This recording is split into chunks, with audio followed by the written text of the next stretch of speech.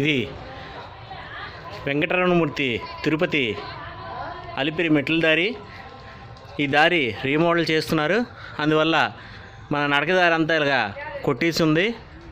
ఇప్పుడు నడిచి వచ్చే భక్తులందరూ దానికి పక్క నుంచి ఈ మట్టి దారిలో నుంచి రావాలి. ఈ దారి అంతా ఇలా ఉంది.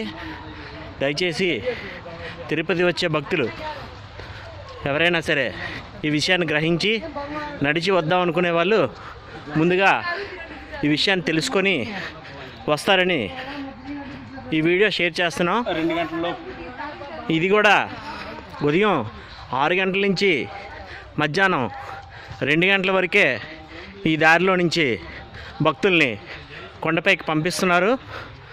2 గంటల తర్వాత వచ్చిన భక్తులకి నడకదారి ప్రవేశం లేదు. కాబట్టి చిన్నపిల్లలు గట్ట తీసుకొని వస్తే ఈ దారిలో రావడానికి ఇబ్బంది పడతారు కాబట్టి తెలియజేస్తున్నాం. దయచేసి అందరూ గమనించగలరు. ఓం నమో వెంకటేశాయ, ఓం నమో శ్రీనివాసాయ.